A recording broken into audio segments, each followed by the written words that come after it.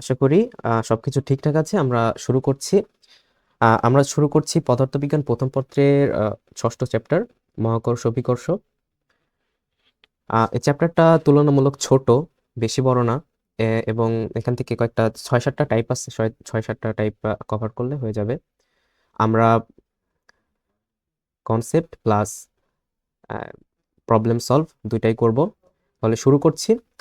Type 1 type 1 হচ্ছে কেপলারের সূত্র সংক্রান্ত।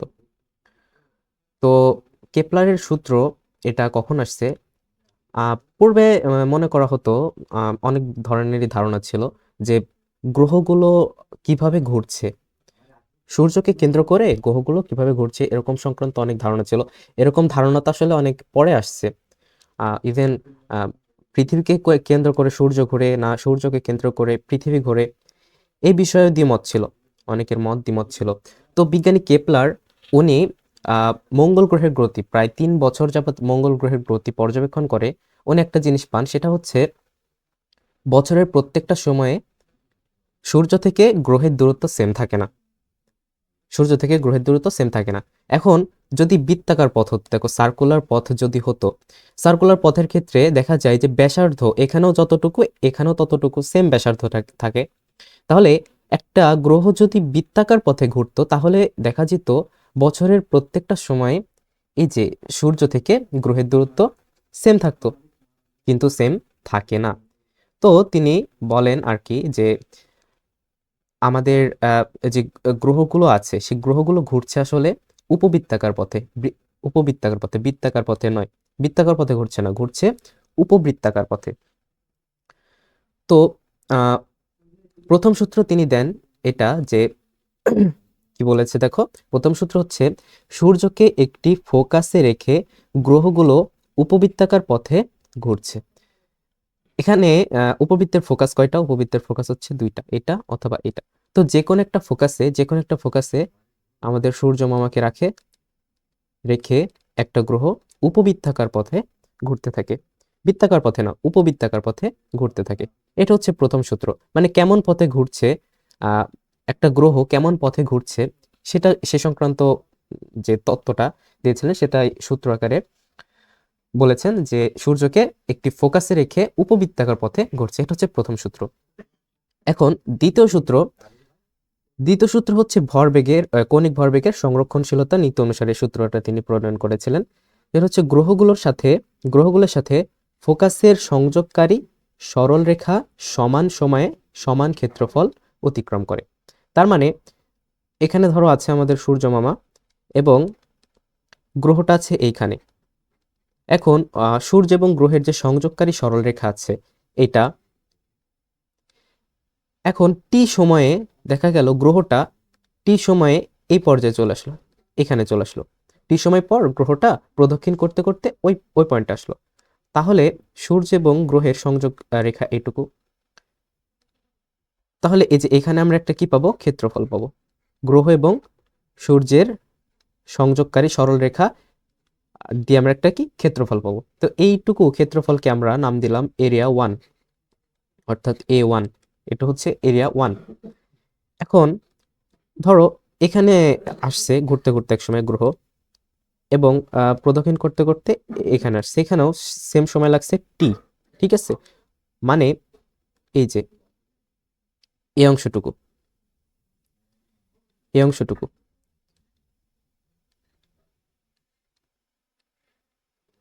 এই অংশটুকু এরিয়া হচ্ছে 2, মানে সেম সময়ে এইটুকু অংশ অতিক্রম করেছে। মানে আগে যে সময়টা লেগেছিল এখান থেকে এখানে আসতে, যে সময়টা লেগেছিল এখান থেকে এখানে আসতে সেম সময়টাই লাগছে। তাহলে প্রথম ক্ষেত্রে যে এরিয়াটা পেয়েছি এবং দ্বিতীয় ক্ষেত্রে যে এরিয়াটা পেয়েছি সেটা হবে সমান, ইকুয়াল। অর্থাৎ এটাই বলেছেন কেপলার যে গ্রহগুলোর সাথে ফোকাসের সংযোগকারী সরলরেখা সমান সময়ে সমান ক্ষেত্রফল অতিক্রম করবে। অর্থাৎ এখানে আমরা বলতে পারি A1 ইকুয়ালস টু A2। এটা হচ্ছে কেপলারের দ্বিতীয় সূত্র। এবার আসি মোস্ট ইম্পর্টেন্ট কেপলারের তৃতীয় সূত্র। এখান থেকে আমি দেখেছি সাস্টের কোশ্চেন ব্যাংক ঘেটে দেখেছি, এখান থেকে কিন্তু অনেক প্রশ্ন আছে তৃতীয় সূত্র থেকে। তো তৃতীয় সূত্রটাকে বলা হয় আবর্তনকালের সূত্র। তো আবর্তনকালের সূত্র, সূর্যকে ফোকাসে রেখে যখন কোন একটা গ্রহ আবর্তন করে, ধর এটা হচ্ছে একটা গ্রহ আবর্তন করছে, তো এই আবর্তনকাল মানে এখান থেকে যাত্রা শুরু করলো, গ্রহটা এখান থেকে যাত্রা শুরু করলো, এখন পুরো পথটা ঘুরে আবার এখানে আসলো, এখানে আসতে যে সময় লাগে সেটা হচ্ছে পর্যায়কাল। পৃথিবীর পর্যায়কাল কত বলতো? 365 দিন, 365 দিন 47 মিনিট 48 সেকেন্ড, এরকম কিছু একটা, তাই না? এটা হচ্ছে পৃথিবীর কি ছিল, পৃথিবীর আবর্তনকাল। তো একবার ঘুরে আসতে যে সময় লাগে সেটাকে বলা হচ্ছে আবর্তনকাল টি, বা এটাকে বলা হচ্ছে পর্যায়কাল। তো এই পর্যায়কালের সাথে গ্রহের দূরত্বের একটা সম্পর্ক আছে, সূর্য থেকে গ্রহের দূরত্বের একটা সম্পর্ক আছে। তো সূর্য থেকে গ্রহের দূরত্ব, গড় দূরত্ব হচ্ছে আর, এবং পর্যায়কাল যদি হয় টি, তাহলে টি স্কয়ার মানে পর্যায়কালের বর্গ গ্রহ হতে সূর্যের গড় দূরত্বের ঘনফলের সমানুপাতিক, অর্থাৎ টি স্কয়ার সমানুপাতিক আর কিউব। তো এখানে আমরা বলতে পারি টি স্কয়ার সমানুপাতিক আর কিউব, এখান থেকে আমরা বলতে পারি T square equals to K into R cube, একটা সমানুপাতিক ধ্রুবক। এখানে কে এর একটা সমানুপাতিক ধ্রুবক আছে, সেটা আমরা আলোচনা করছি না, এটা আমাদের লাগবে না, ঠিক আছে? একটা সমানুপাতিক ধ্রুবক এর মান আছে, ঠিক আছে, এটা লাগবে না। তো এটা আর কি, ঠিক আছে। তো আমরা এখান থেকে বলতে পারি T one square equals to K R one square, এটা হচ্ছে একটা গ্রহের ক্ষেত্রে আর1 কিউব, এটা হচ্ছে একটা গ্রহের ক্ষেত্রে। আরেকটা গ্রহের ক্ষেত্রে T two square equals to K R two cube. দুইটা ইকুয়েশন। এখন 1 আর 2 যদি ভাগ করি তাহলে আমরা এটা পাবো টি1 ডিভাইডেড বাই টি2 এর whole square equals to R one divided by R two এর উপর হোল কিউব। তো এটা হচ্ছে কেপলারের তৃতীয় সূত্রের ম্যাথামেটিক্যাল এক্সপ্রেশন, অর্থাৎ সূত্রের সাহায্যে আমরা যদি এক্সপ্রেস করি কেপলারের তৃতীয় সূত্রকে, তাহলে এটা পাবো। এটা হচ্ছে কেপলারের তৃতীয় সূত্র। তো এই ছিল কেপলারের তিনটা সূত্র, প্রথম সূত্র, দ্বিতীয় সূত্র, তৃতীয় সূত্র। প্রথম সূত্রকে বলা হয় আবর্তন মানে কক্ষপথের সূত্র, কক্ষপথ কেমন সে ধারণা দিয়েছে। দ্বিতীয় সূত্রে দিয়েছে ক্ষেত্রফল, মানে সমান সময়ে সমান ক্ষেত্রফল অতিক্রম করে। খুবই সিম্পল একটা সূত্র। এখানে যেটা বোঝানো হয়েছে সেটা হচ্ছে কৌণিক ভরবেগের সংরক্ষণশীলতা নীতি, কৌণিক ভরবেগের সংরক্ষণশীলতা নীতি অনুসারে দ্বিতীয় সূত্রটা দেওয়া হয়েছে। এবং তৃতীয় সূত্রটা হচ্ছে আবর্তনকালের সূত্র। একটা গ্রহের আবর্তনকালের সাথে তার সূর্য হতে গড় দূরত্বের যে সম্পর্কটা রয়েছে সেটা এখানে দেখানো হয়েছে। আচ্ছা, তাহলে এই রিলেটেড আমরা একটা ম্যাথ প্রবলেম সলভ করি। দেখো এখানে বলেছে যে সূর্যের মহাকর্ষ বলের কারণে গ্রহগুলো সূর্যকে প্রদক্ষিণ করে, সূর্যের মহাকর্ষ বলের কারণে সূর্যকে গ্রহগুলো প্রদক্ষিণ করে। তো শনি গ্রহের যে ব্যাসার্ধটা আছে সেটা পৃথিবীর ব্যাসার্ধের 10 গুণ। শনি গ্রহের ব্যাসার্ধ পৃথিবীর ব্যাসার্ধের 10 গুণ। সূর্যকে একবার প্রদক্ষিণ করতে শনি গ্রহের কত বছর লাগবে? আমাদের যেমন 365 দিনে 1 বছর হয়, হ্যাঁ, অন্যান্য গ্রহের ক্ষেত্রেও কি 365 দিনে 1 বছর হয়? মানে 365 দিন অন্যান্য গ্রহ ঘুরে আসে? একেবারেই না। কারণ দূরত্বের সাথে পর্যায়কালের একটা সম্পর্ক রয়েছে, আমরা দেখলাম। বিভিন্ন গ্রহের দূরত্ব সূর্য থেকে বিভিন্ন রকম, সেই কারণে বিভিন্ন গ্রহের যে পর্যায়কাল, অর্থাৎ আহ ঘুরে আসতে যে সময়টা, সেটা কিন্তু বিভিন্ন রকম লাগবে। তো এখানে আমাদের শনি গ্রহ এবং পৃথিবীর সাথে একটা সম্পর্ক মানে স্থাপন করে আমাদের শনি গ্রহের পর্যায়কাল নির্ণয় করতে হবে। তো শনি গ্রহের যে ব্যাসার্ধ সেটাকে আমরা ধরলাম আর এস, আর পৃথিবীর যে ব্যাসার্ধ সেটাকে ধরবো আর ই। তো আর এস আর আর ই এর যদি তুলনা করি তাহলে আর এস ইকুয়ালস টু 10 আর ই, মানে পৃথিবীর ব্যাসার্ধের 10 গুণ। মানে ব্যাসার্ধ বলতে বোঝাচ্ছে সূর্য থেকে গড় দূরত্বটা, ঠিক আছে? সূর্য থেকে দূরত্বটা, গড় দূরত্বকে ব্যাসার্ধ হিসেবে এখানে বলছে। এখন বলেছে সূর্যকে একবার প্রদক্ষিণ করতে শনি গ্রহের কত বছর সময় লাগবে। এখান থেকে আমরা যেটা পাই আর এস ডিভাইডেড বাই আর ই, এটার ভ্যালু হচ্ছে 10, এটা আমরা পাই। এখন আমরা যে সূত্রটা পেয়েছি কেপলারের থার্ড ল, সেটা হচ্ছে টি ওয়ানকে তুমি প্রকাশ করো টি এস দ্বারা, শনি গ্রহ, আর টিই পৃথিবীর পর্যায়কাল, এর বর্গ equals to R S divided by R E এর ঘনফল। এখন RS ডিভাইডেড বাই RE এর ভ্যালু আমরা পেয়েছি না 10, এরপর কিউব, 10কে 3 বার গুণ করলে কত হয়, এরপর স্কোয়ার। আচ্ছা 10কে 3 বার গুণ করলে হয় 10 গুণন 10 100, 100 গুণন 10 1000। এখন TS ডিভাইডেড বাই TE এটা ইকুয়ালস টু রুট ওভার 1000। তাহলে এখানে পাবো 10 রুট 10, 10 রুট 10। তাহলে TS ইকুয়ালস টু কি, TS equals to 10 root 10 into TE। TE হচ্ছে পৃথিবীর পর্যায়কাল। পৃথিবীর পর্যায়কাল কত, পৃথিবীর পর্যায়কাল হচ্ছে 1 বছর। এখানে এখানে দেখো ইয়ার্স দিয়েছে, একক ইয়ার্স, ভিয়ার্স হয়ে গেছে, বাট এখানে একক দেওয়া আছে আর কি, ইয়ার্স। তাহলে এখান থেকে আমরা বলতে পারি 10 রুট 10 এর ভ্যালু কত একটু আমরা দেখি। 10 রুট 10 এর ভ্যালু কত, ক্যালকুলেটর নিয়ে বসো তোমরা। 10 রুট 10, 10 রুট 10, 31.62।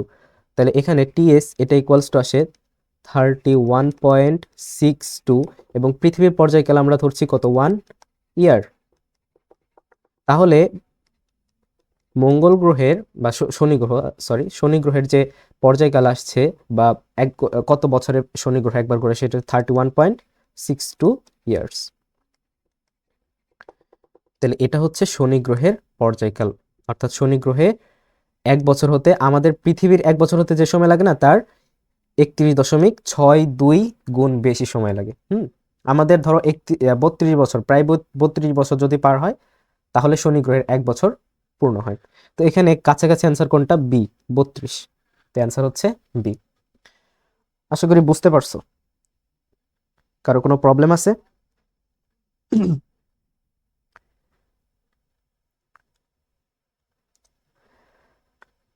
আশা করি কারো কোনো প্রবলেম নাই। আমরা নেক্সট টপিকে চলে যাই। নেক্সট টপিক ওই তো একই, নিউটনের মাথায় আপেল পড়া আর কি।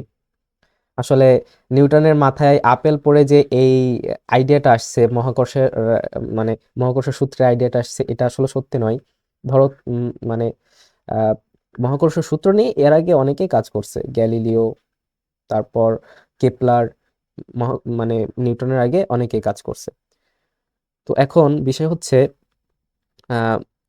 ধরো যারা জার্নালিস্ট আছে তাদের যদি বোঝাতে চাই, তাদের যদি এভাবে বোঝায় যে দেখেন কি আছে, কেন্দ্রমুখী বল বলে একটা জিনিস আছে। কেন্দ্রমুখী বল হচ্ছে এখানে যদি না থাকতো তাহলে পৃথিবী তো সূর্যের চারিদিকে ঘুরতো না। তো কোন একটা বল পৃথিবী এবং সূর্যের চারিদিকে আছে, যার কারণে পৃথিবীটা সূর্যের চারিদিকে ঘুরছে, এরকম করে বলছে। এখন ওই জার্নালিস্টই কেন্দ্রমুখী বল চেনে চেনে না, তো মানুষকে এমন কিছু বোঝাতে হবে যাতে খুবই ইন্টারেস্টিং মনে হয়। তো নিউটনের যে মানে খুবই প্রচলিত একটা কাহিনী যে নিউটনের মাথায় আপেল পড়ছিল বলে মহাকর্ষ সূত্রের আবিষ্কার করে ফেলছেন ইনি, এটা আসলে অতটা সত্য নয়। তো আমরা এখন চলে যাচ্ছি, আমরা এখন শুরু করতে যাচ্ছি মহাকর্ষ বল সংক্রান্ত জিনিস। এটা হচ্ছে এই চ্যাপ্টারের মূল বিষয়।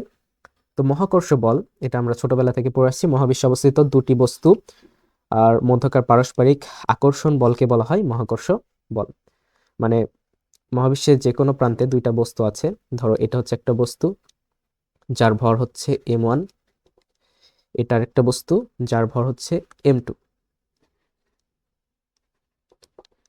এদের কেন্দ্রের মধ্যবর্তী দূরত্ব অবশ্যই কি, এটা মাথায় রাখবা, কেন্দ্রের মধ্যবর্তী দূরত্ব, এদের কেন্দ্রের মধ্যবর্তী দূরত্ব যদি হয় r, তাহলে এদের মধ্যকার যে মহাকর্ষ বল, মানে এ একে যে বলে আকর্ষণ করে অথবা এ এটাকে যে বলে আকর্ষণ করে, সেটা হচ্ছে মহাকর্ষ বল এফ। সেই মহাকর্ষ বল এফ এটা ইকুয়ালস টু মহাকর্ষ বল এফ, এটা এদের ভরদের গুণফলের সমানুপাতিক। আমরা এটা ছোটবেলা থেকে পড়ে আসছি, গুণফলের সমানুপাতিক এবং মধ্যবর্তী দূরত্বের বর্গের ব্যস্তানুপাতিক। এখানে একটা সমানুপাতিক ধ্রুবক আসে যেটাকে বলা হয় সার্বজনীন মহাকর্ষ ধ্রুবক G, m1 m2 divided by R square. এটা হচ্ছে নিউটনের মহাকর্ষ সূত্র।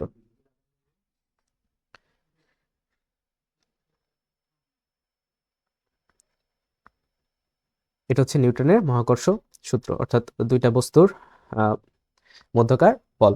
এখন এখান থেকে খুবই মানে ইন্টারেস্টিং একটা কোশ্চেন আসে যে একটা পৃথিবী যত বলে আপেলকে আকর্ষণ করে, আপেলও কি পৃথিবীকে তত বলে আকর্ষণ করে? একটা কোশ্চেন আসে।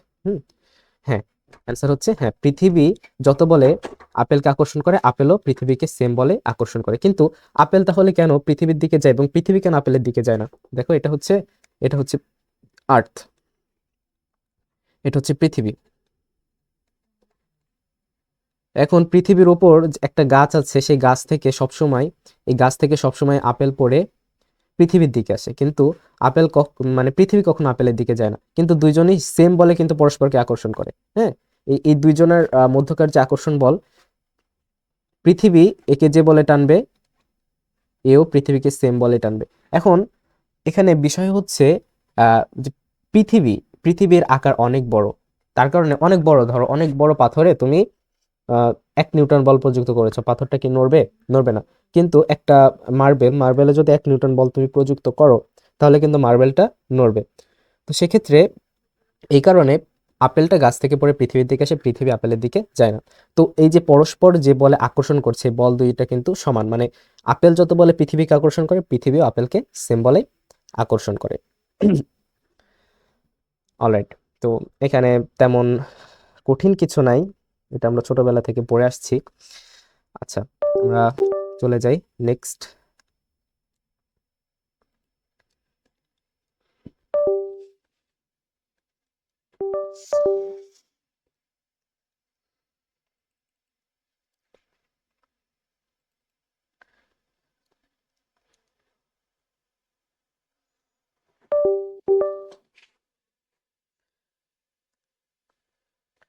তো এখানে একটা ম্যাথ প্রবলেম আছে। দুটি কণার মধ্যে মহাকর্ষ বলের মান কেমন পরিবর্তন হবে? দুটি কণার মধ্যে দুইটা কণা দুইটা কণার মধ্যে মহাকর্ষ বলের মান কেমন পরিবর্তন হবে যদি একটি কণার ভর পূর্বের দ্বিগুণ করা হয় এবং অন্য কণার ভর 3 গুণ করা হয়। একটা কণার ভর দ্বিগুণ করা এবং অন্য কণার ভর 3 গুণ করা হলে তাদের মানে মধ্যকার বলের পরিবর্তন কেমন হবে? এবং সাথে এই যে আরেকটা কথা বলেছে, মাঝের দূরত্ব দ্বিগুণ করা। তো মানে দুইটা এখানে কেস, পূর্বে এবং পরে। তো পূর্বে আর এখানে পরে। তো ধরি পূর্বে যে প্রথম বস্তু ফার্স্ট যে বস্তুটা ছিল, তার ভর ধরো হচ্ছে m1, এবং সেকেন্ড যে বস্তুটা ছিল, সেকেন্ড বস্তু, এর ভর ধরো m2, এবং এদের মধ্যকার ডিস্টেন্স যেটা ছিল, এই ডিস্টেন্সটা ধরো d। তাহলে এদের মধ্যকার যে আকর্ষণ বলটা ছিল F, এটা কত? এই F হলো g m1 m2 divided by d square, এটা। এখন পরে কি করা হয়েছে? পরে ফার্স্ট যে বস্তুটা ছিল, সেই বস্তুটার ভর দ্বিগুণ করা হয়েছে। দেখো কি দ্বিগুণ করা হয়েছে, প্রথম বস্তুর ভর দ্বিগুণ করা হয়েছে। তো ফার্স্ট যে বস্তুটা, তার ভর যদি দ্বিগুণ করা হয় তাহলে কি হবে? 2m1। এবং সেকেন্ড যে বস্তুটা আছে, তার ভর কত করা হয়েছে? 3 গুণ করা হয়েছে। অর্থাৎ 3 গুণ যদি ভর করো তাহলে কি হবে? 3m2। এবং মাঝের যে দূরত্বটা আছে সেটা করা হয়েছে দ্বিগুণ, মাঝের দূরত্বটা দ্বিগুণ করা হয়েছে, অর্থাৎ ডিস্টেন্সটা হলো 2d। তাহলে এখন এদের মধ্যকার বল কত? তাহলে বল F ইকুয়ালস টু, আমরা জানি এটা হচ্ছে F ড্যাশ, ধরো F ড্যাশ, এটা g প্রথম বস্তুর ভর 2m1, দ্বিতীয় বস্তুর ভর 3m2, মধ্যকার দূরত্ব, দুইটা বস্তুর মধ্যকার দূরত্ব হচ্ছে 2d, এরপর স্কোয়ার। তাহলে এটা ক্যালকুলেশন করো, তাহলে এখানে থেকে g 3 আর 2 6, 6m1 m2 divided by 4d square. এখন 6 ডিভাইডেড বাই 4 এটা ইকুয়ালস টু কি হয়? 6 ডিভাইডেড বাই 4 এটা ইকুয়ালস টু হয় 3 divided by 2, 3 divided by 2 g m1 m2 divided by d square. তাহলে 3 ডিভাইডেড বাই 2 এর ভ্যালু কত? 3 ডিভাইডেড বাই 2 এর ভ্যালু হচ্ছে 1.5। তাহলে f ইকুয়ালস টু আমরা পাচ্ছি 1.5। এই যে এটা হচ্ছে কি বলতো? এটা হচ্ছে f, মানে পূর্বের যে বল, এই যে এটা। তাহলে এটা হচ্ছে f। 1.5 f, অর্থাৎ এফ ড্যাশ এর ভ্যালু হচ্ছে 1.5 f, মানে পূর্বের বলের 1.5 গুণ। অর্থাৎ এখন তোমার অ্যান্সার কি এখানে? পূর্বের সমান থাকবে না, পূর্বের সমান থাকবে না, পূর্বের থেকে বাড়ছে। পূর্বের 3 গুণ হবে, 3 গুণও হচ্ছে না। পূর্বের দ্বিগুণ হবে না, পূর্বের 1.5 গুণ হবে, হ্যাঁ পূর্বের 1.5 গুণ হবে। তো অ্যান্সার হচ্ছে ডি। আশা করি বুঝতে পারছো।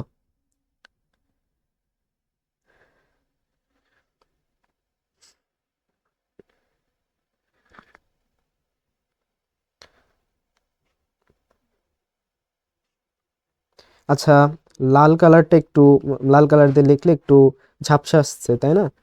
আচ্ছা, এখন থেকে লাল কালার দিয়ে লিখবো না।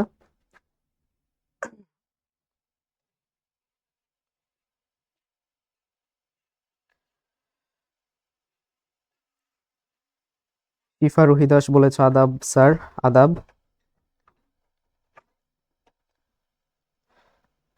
আচ্ছা, আমরা next topic চলে যাই।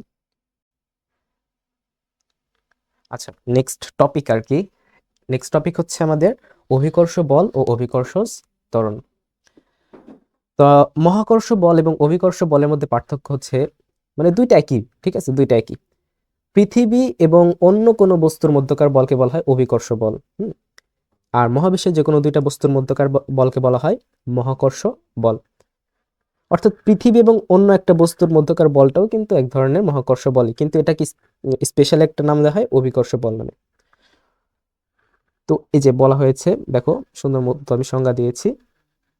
পৃথিবী এবং অন্য একটি বস্তুর মধ্যকার আকর্ষণ বলকে অভিকর্ষ, এবং এর ফলে সৃষ্ট যে ত্বরণ সেটাকে বলা হয় অভিকর্ষ ত্বরণ। আমরা জানি কি, বল এফ ইকুয়ালস টু এম এ, মানে বল যদি তুমি প্রযুক্ত করো ত্বরণ পাবাই, মাস্ট, ঠিক আছে। বল প্রযুক্ত করলে ত্বরণ পাওয়া যাবেই। সেই কারণে বলা হচ্ছে পৃথিবী এবং অন্য একটা বস্তুর মধ্যকার আকর্ষণ বলকে বলা হচ্ছে কি, মহাকর্ষ অভিকর্ষ বল, এবং এই অভিকর্ষ বলের ফলে সৃষ্ট ত্বরণকে বলা হয় অভিকর্ষ ত্বরণ। তো এই যে W equals to M G অথবা F equals to M G, এটা কিভাবে আসে? দেখো আমরা যেটা পেয়েছি, কোন একটা, এটা হচ্ছে পৃথিবী, এটা হচ্ছে পৃথিবী, পৃথিবী আর্থ,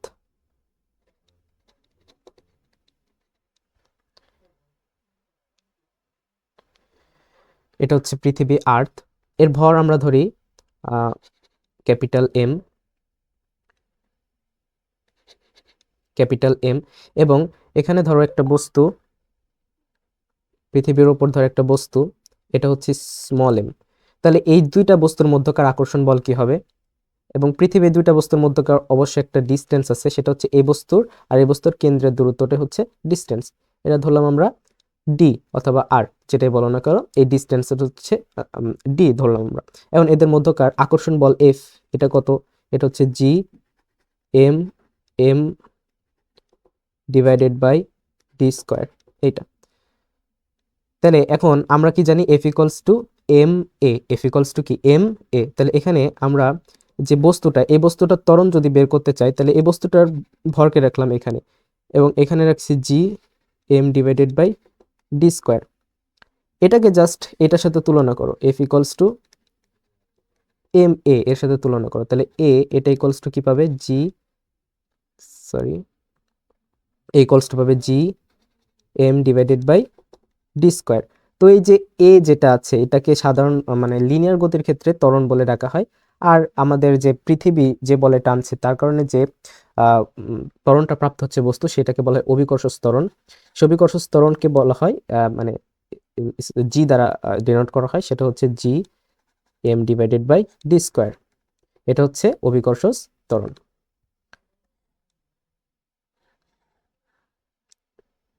অভিকর্ষ ত্বরণ, তো কোন একটা বস্তুর কত বল, কোন একটা বস্তু কত বল প্রাপ্ত হয়েছে, সেটা আমরা কোন সূত্র দিয়ে পাই, সেটা হচ্ছে এফ ইকুয়ালস টু সেই বস্তুর ভর এম এবং সে বস্তুর ত্বরণ, এটা দিয়ে। তো একটা বস্তুর ওজন কতটুকু, মানে পৃথিবী কত বলে টানছে, সেই ক্ষেত্রে শুধুমাত্র আমাদের এখানে জিটা বসাতে হবে ত্বরণের জায়গায়, মানে এর জায়গায় জিটা বসালে আমরা কি পাবো, কত বলে বস্তুটাকে পৃথিবী টানছে, অর্থাৎ কোনো বস্তুর ওজন ডাব্লিউ ইকুয়ালস টু এম জি।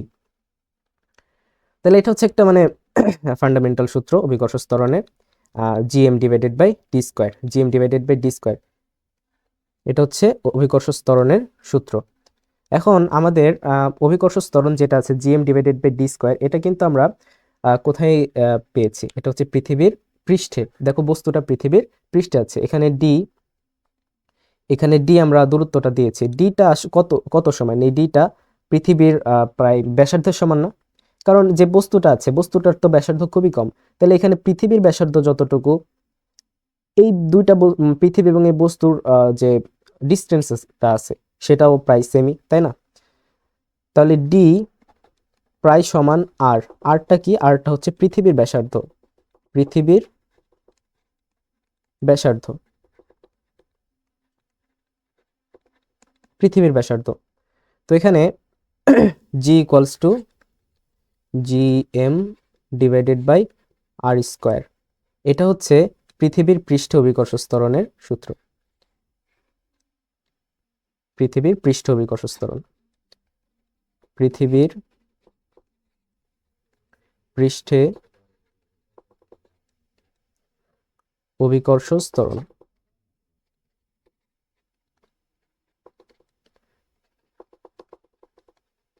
পৃথিবীর পৃষ্ঠে অভিকর্ষ ত্বরণ। তো যে অভিকর্ষ ত্বরণটা আছে এটা কিন্তু সব জায়গায় সেম থাকে না। পৃথিবীর পৃষ্ঠে একরকম, পৃথিবী থেকে একটা সার্টেন উচ্চতায় নিয়ে গেলে অভিকর্ষ ত্বরণের মান একরকম, পৃথিবী থেকে একটা সার্টেন গভীরতা নিয়ে গেলে একরকম। আমাদের পৃথিবীর পৃষ্ঠে যে যে অভিকর্ষ ত্বরণ থাকে, মঙ্গলের পৃষ্ঠে সেই অভিকর্ষ ত্বরণ নাই, কম বেশি আছে। তো আমরা অভিকর্ষ ত্বরণের পরিবর্তন নিয়ে আলোচনা করব, কোথায় অভিকর্ষ ত্বরণ কেমন। ঠিক আছে, তো ফার্স্টে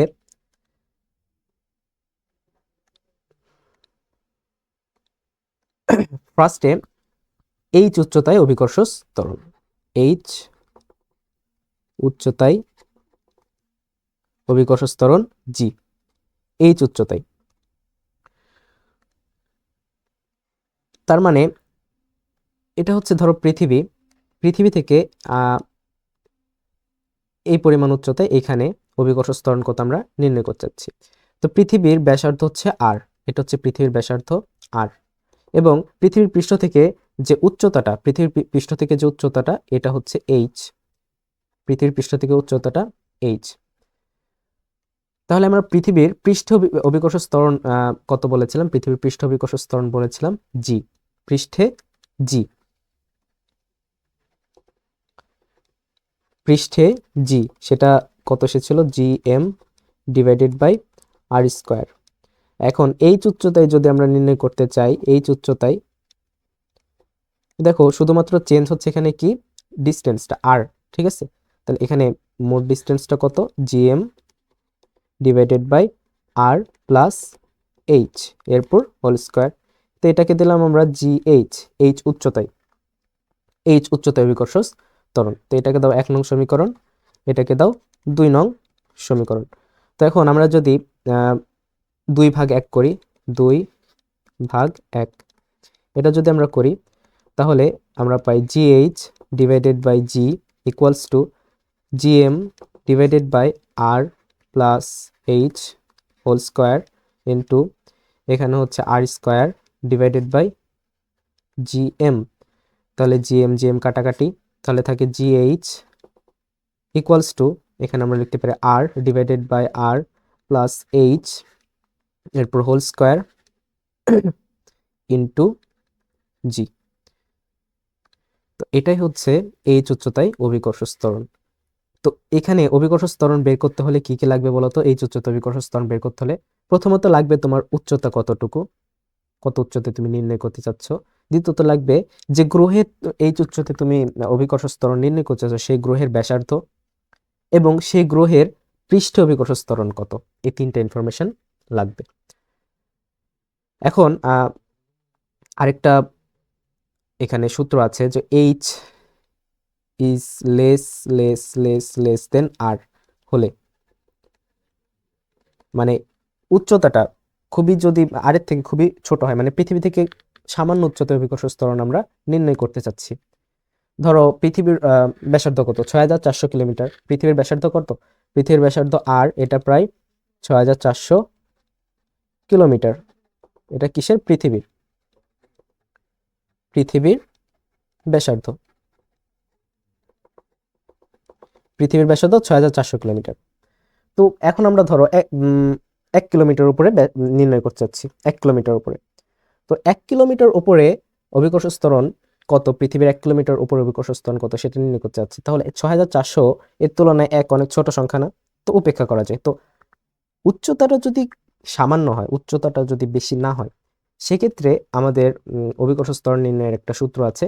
সেটা আমি প্রতিপাদন করে নিয়ে আসবো না, কারণ অবশ্যই এটা অ্যাডমিশন টেস্টের ক্লাস, অনেক সময় লাগবে। এটা হচ্ছে GH, এটা equals to 1 minus 2H divided by R into G.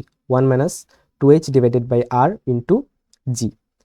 G হচ্ছে পৃষ্ঠ অভিকর্ষ ত্বরণ, H হচ্ছে কত উচ্চতায় নির্ণয় করতে চাচ্ছ, এবং R হচ্ছে পৃথিবীর ব্যাসার্ধ, অথবা যে গ্রহের তুমি নির্ণয় করতে চাচ্ছ সেই গ্রহের ব্যাসার্ধ।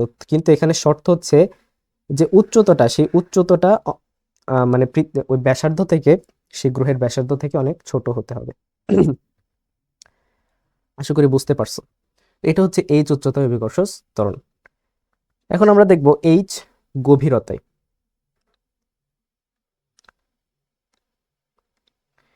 H গভীরতায় অভিকর্ষ ত্বরণ। H গভীরতায় জি।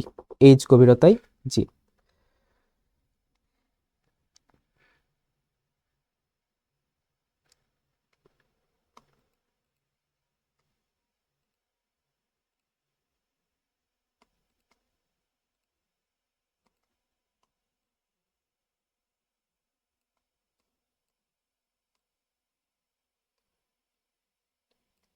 আচ্ছা, ধরো এটা হচ্ছে পৃথিবী। পৃথিবীর ব্যাসার্ধ কত? পৃথিবীর ব্যাসার্ধ হচ্ছে R। এটা হচ্ছে পৃথিবীর ব্যাসার্ধ R।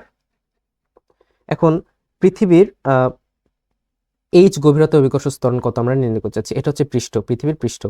পৃথিবীর পৃষ্ঠ থেকে H গভীরতায়, এই গভীরতাটুকু আমরা বলছি H, এই গভীরতায় অভিকর্ষ ত্বরণ কত আমরা নির্ণয় করতে চাচ্ছি। তো এখানে অভিকর্ষ ত্বরণ কত সেটা যদি নির্ণয় করতে চাই, তাহলে এখানে তোমরা মনে করতে পারো সূত্রটা হচ্ছে কি GH, এটাকে H ড্যাশ বলি, GH ড্যাশ, এটা ইকুয়ালস টু কি হবে? GH ড্যাশ এটা ইকুয়ালস টু হবে GM divided by R minus H এরপর হোল স্কয়ার। এটা হবে, তোমরা চিন্তা করছো, কিন্তু এটা হবে না, এটা ভুল, এটা ভুল, এটা হবে না। কেন হবে না? কারণ এখানে দেখো, যখন H গভীরতা চলে আসবে তখন কিন্তু যে আকর্ষণটা থাকবে সেটুকু এইটুকু বৃত্তের, তাই না, পৃথিবীর এটুকু গোলকের আকর্ষণ থাকবে, বাদ বাকি যে বাইরের যে অংশটুকু আছে সেটার আকর্ষণ থাকবে না। তো এখানে ভর কিন্তু চেঞ্জ হচ্ছে, কিন্তু আমরা ভরটা কিন্তু এমই রাখছি। তো এখানে যে সূত্রটা আসে সেটা হচ্ছে H গভীরতায় অভিকর্ষ স্তর, H গভীরতায় জি নির্ণয় করতে গিয়ে H গভীরতায় অভিকর্ষ ত্বরণ, H গভীরতায় অভিকর্ষ ত্বরণ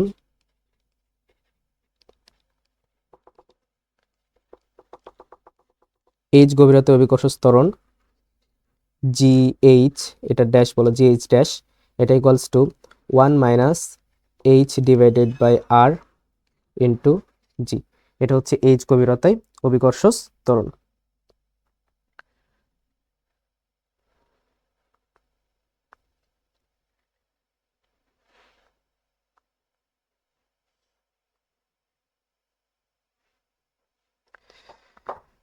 এখানে জি, জি যেটা আছে, জি হচ্ছে পৃষ্ঠ অভিকর্ষ ত্বরণ, পৃষ্ঠে জি, এটা হচ্ছে GM divided by R square, এটা আমরা আগে দেখেছি। তো জি এর পরিচয় হচ্ছে এখানে পৃষ্ঠ অভিকর্ষ ত্বরণ, H হচ্ছে কত গভীরতায়, এবং R হচ্ছে যে গ্রহের অভিকর্ষ ত্বরণ নির্ণয় করতে চাচ্ছ সেই গ্রহের ব্যাসার্ধ, এবং জি ড্যাশ হচ্ছে H গভীরতায় অভিকর্ষ ত্বরণ। তো এই সূত্রের সাহায্যে আমরা H গভীরতায় অভিকর্ষ ত্বরণ নির্ণয় করতে পারবো।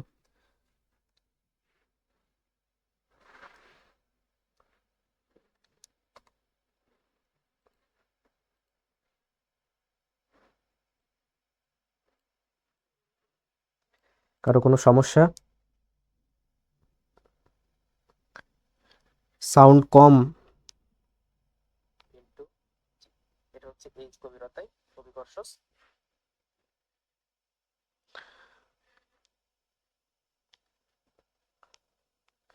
অলরাইট, তাহলে এটা হচ্ছে এইচ গভীরতায় অভিকর্ষ ত্বরণের সূত্র। আচ্ছা, আমরা অভিকর্ষ ত্বরণের যে সূত্রটা লিখেছি সেখানে কিন্তু এই সূত্রটাকে প্রতিপাদন করে আরেকটা সূত্র নিয়ে আসা যায়, এই যে GM divided by R square.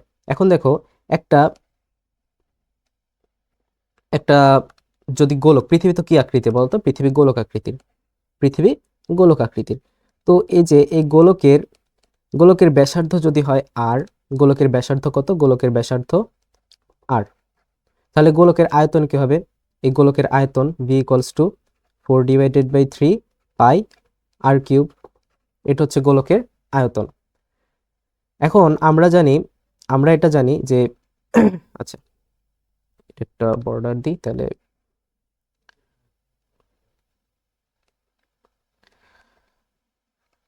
দেখো আমরা জানি rho equals to M divided by V, অর্থাৎ ঘনত্ব ইকুয়ালস টু ভর ডিভাইডেড বাই আয়তন। তো এখানে ভর এটা যদি নির্ণয় করতে চাই তাহলে কি ঘনত্ব ইন্টু আয়তন। তো রোটাকে আমরা ধরি পৃথিবীর গড় ঘনত্ব এবং এটা হচ্ছে পৃথিবীর আয়তন 4/3 পাই আর কিউব, এটা হচ্ছে আয়তন। তাহলে ভর ইকুয়ালস টু আমরা কি পাচ্ছি, rho into 4/3 pi R cube. এই রোটার পরিচয় হচ্ছে পৃথিবীর গড় ঘনত্ব। তো এখানে যে এম আছে, এম এর জায়গায় যদি এটা বসাও তাহলে জি ইকুয়ালস টু জি, এম এর মান কি 4/3 pi R cube divided by এখানে কি আছে আর স্কোয়ার। তাহলে আর স্কোয়ার আর আর কিউব এখান থেকে কেটে গিয়ে উপরে শুধুমাত্র একটা আর থাকবে। তাহলে জি ইকুয়ালস টু আমরা একটা সূত্র পাচ্ছি, সেটা হচ্ছে 4/3 রো পাই আর জি। এটা কিন্তু অভিকর্ষ ত্বরণ নির্ণয়ের আরেকটা সূত্র। এখানে যে রোটা আছে, এই রো এর পরিচয় হচ্ছে, এই রো এর পরিচয় কি, এই রো এর পরিচয় হচ্ছে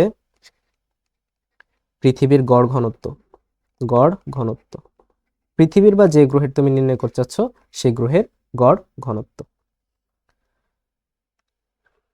অলরাইট, আমরা যেখানে ছিলাম, এইচ উচ্চতায় নির্ণয় করেছি অভিকর্ষ ত্বরণ, এইচ গভীরতায় নির্ণয় করেছি অভিকর্ষ ত্বরণ। আচ্ছা,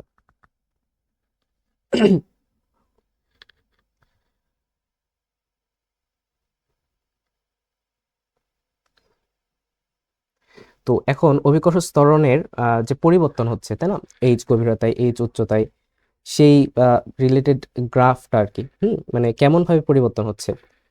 তো দেখো, প্রথমে আমরা যে সূত্রটা নিয়ে এসেছি, এইচ গভীরতায় এবং এইচ উচ্চতায়। এইচ উচ্চতায় ধরো উচ্চতা যত বাড়াবে এইচ এর মান যত বাড়াবে, এখানে আর প্লাস এইচ এর মান তত বাড়বে, আর প্লাস এইচ এর মান যত বাড়বে, আর মানে এখানে R divided by R plus H, এই মানটা তত কমতে থাকবে। এবং দেখা যাচ্ছে এখানে জিএইচ এর মান কমতে থাকবে, অর্থাৎ যত উচ্চতা বাড়তে থাকবে তত অভিকর্ষ ত্বরণের মান কমতে থাকবে। এই যে এখান থেকে তুমি চিন্তা করো না কেন, এই যে এইচ এর মান যত বাড়বে জিএইচ এর মান তত কি কমবে, তাই কিনা? অর্থাৎ উচ্চতা বাড়তে থাকলে অভিকর্ষ ত্বরণের মান কমতে থাকে। তাহলে এখানে দেখো গ্রাফটা, দেখো উচ্চতা যদি বাড়তে থাকে পৃথিবীর পৃষ্ঠ থেকে উচ্চতার জন্য, যদি উচ্চতা বাড়তে থাকে তাহলে জি এর মান কি কমতে থাকে, তার কারণে গ্রাফটা এরকম। এখন পৃথিবীর গভীরতায় যদি যেতে থাকে, মানে এইচ গভীরতায় অভিকর্ষ ত্বরণ, সেই সূত্রটা যদি দেখি সেখানেও দেখতে পাবো যে এইচ এর মান যত বাড়াবে, এখানে এইচ এর মান যত বাড়াবে 1 থেকে তত বিয়োগ যাবে, 1 থেকে যত বিয়োগ যাবে এখানে সংখ্যাটা তত কম পাবো। তার মানে আলটিমেটলি জি এর সাথে গুণ হয়ে জি ড্যাশ এইচ, মানে এইচ গভীরতায় অভিকর্ষ ত্বরণ, এটা আমরা তত কম পাবো। অর্থাৎ এইচ এর মান যত বাড়বে এইচ গভীরতায় অভিকর্ষ ত্বরণের মান তত কমতে থাকবে, অর্থাৎ এইচ এর মান বাড়লে কমতে থাকে। ওইখানে দেখো, এখানে পার্থক্য হচ্ছে এইচ উচ্চতায় অভিকর্ষ ত্বরণ এটা অধিবৃত্তীয় আকারে কমতে থাকে, কিন্তু যে এইচ গভীরতা অভিকর্ষ ত্বরণ এটা সরল রৈখিকভাবে কমতে থাকে, এবং কেন্দ্রে এসে অভিকর্ষ ত্বরণের মান কত হয়ে যায়, শূন্য হয়ে যায়। কেন্দ্রে এসে অভিকর্ষ ত্বরণের মান শূন্য হয়ে যায়, অর্থাৎ কেন্দ্র থেকে তুমি যদি পৃষ্ঠের দিকে যেতে থাকো তাহলে অভিকর্ষ ত্বরণের মান বাড়তে থাকবে, আর যদি পৃষ্ঠ থেকে কেন্দ্রের দিকে আসতে থাকো তাহলে অভিকর্ষ ত্বরণের মান কমতে থাকবে। তো এই যে এখানে দেখাচ্ছে কেন্দ্র থেকে যদি পৃষ্ঠের দিকে যেতে চাও তাহলে অভিকর্ষ ত্বরণের মান বাড়তে থাকবে। তো ওভারঅল যে গ্রাফটা আমরা পাচ্ছি সেটা হচ্ছে কেন্দ্র থেকে যখন তুমি পৃষ্ঠের দিকে যাবে, এই যে পৃথিবীর কেন্দ্র এটা, কেন্দ্র থেকে যখন পৃষ্ঠের দিকে যাবে তখন অভিকর্ষ ত্বরণের মান বাড়তে থাকে সরলরৈখিকভাবে, এবং পৃষ্ঠে পৌঁছাবার পর অভিকর্ষ ত্বরণের মান হয় সর্বোচ্চ। এরপর যখন এইচ উচ্চতায় যেতে থাকে তখন অভিকর্ষ ত্বরণের মান অধিবৃত্ত আকারে কমতে থাকে। তো এটা হচ্ছে জি এর পরিবর্তনের গ্রাফ উচ্চতা অনুযায়ী। আশা করি বুঝতে পারছো। এটাও তো ইম্পর্টেন্ট না, একটু দেখে রাখো। তো অভিকর্ষ ত্বরণ রিলেটেড ম্যাথ করি কয়েকটা। এখানে বলা হয়েছে ভূপৃষ্ঠের 200 কিলোমিটার ঊর্ধ্বে অভিকর্ষ ত্বরণ কত। ভূপৃষ্ঠের 200 কিলোমিটার ঊর্ধ্বে অভিকর্ষ ত্বরণ কত। পৃথিবীর ব্যাসার্ধ হচ্ছে 6400 কিলোমিটার, জি এর মান 9.8 মিটার পার সেকেন্ড, মানে ভূপৃষ্ঠে জি এর মান এটা দেওয়া আছে। তো আমরা এখানে কি কি ইনফরমেশন দেওয়া আছে সেটা একটু দেখি। উচ্চতা এইচ এর মান দেওয়া আছে 200 কিলোমিটার, 200 কিলোমিটার এর মান। পৃথিবীর ব্যাসার্ধ আর, এটা আমাদের দেওয়া থাকবে না, ঠিক আছে, এটা আমাদের দেওয়া থাকবে না, তবু প্রশ্নে দেওয়া আছে। না দেওয়া থাকলেও কিন্তু মানে আমরা এটা মুখস্থ, পৃথিবীর ব্যাসার্ধ কত এটা কিন্তু মুখস্থ, ঠিক আছে, সবার মুখস্থ থাকা উচিত। জি এর মান হচ্ছে 9.8 মিটার পার সেকেন্ড মাইনাস 2। এখন বলেছে 200 কিলোমিটার উচ্চতায় অভিকর্ষ ত্বরণের মান কত। তো এটা হচ্ছে ভূপৃষ্ঠ অভিকর্ষ ত্বরণ। তো এইচ উচ্চতা অভিকর্ষ ত্বরণ, আমরা ধরি এইচ উচ্চতা অভিকর্ষ ত্বরণ হচ্ছে জি এইচ। এটা কত, এটা হবে GM divided by R plus H এর পুর স্কোয়ার। তো জি এইচ এটা ইকুয়ালস টু কি সেটা আমাদের নির্ণয় করতে বলছে, অর্থাৎ এখানে প্রশ্ন হচ্ছে জি এইচ উচ্চতা অভিকর্ষ ত্বরণ কত। ভূপৃষ্ঠ অভিকর্ষ ত্বরণ কিন্তু আমাদের দেওয়া আছে। তো ভূপৃষ্ঠ অভিকর্ষ ত্বরণ জি এটা ইকুয়ালস টু আমরা জানি জিএম ডিভাইডেড বাই কি আর স্কোয়ার। তো আগে যেটা লিখেছি এটাকে 1 নং ইকুয়েশন, এটাকে যদি তুমি দাও 2 নং ইকুয়েশন, এবং 1 নংকে 2 নং দ্বারা যদি ভাগ করো তাহলে তুমি পাবা G H divided by G, এটা G H divided by G, এটা equals to R divided by R plus H এরপর whole square into R divided by R plus H এরপর হোল স্কোয়ার। তাহলে জি এইচ এটা equals to পাবা R divided by R plus H এরপর whole square into G. তাহলে এখানে আর এর মান কত, আর এর মান হচ্ছে 6400, আর প্লাস এইচ 6400, এইচ এর মান হচ্ছে 200, জি এর মান হচ্ছে 9.8। এটা যদি ক্যালকুলেশন করো তাহলে কত আসে, এরপর স্কোয়ার, এটা যদি ক্যালকুলেশন করো তাহলে কত আসে দেখো, ক্যালকুলেটর বের করে ক্যালকুলেশন করে ফেলো। আমি করি এখানে 6400 ডিভাইডেড বাই 6600,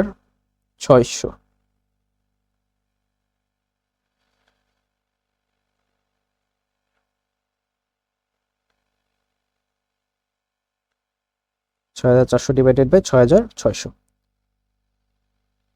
গুণন 9.8, তাহলে আসে 9.50, 9.22, 9.22।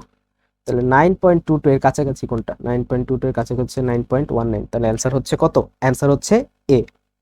আশা করি বুঝতে পারছো। আচ্ছা, কারো কি কোনো প্রবলেম আছে?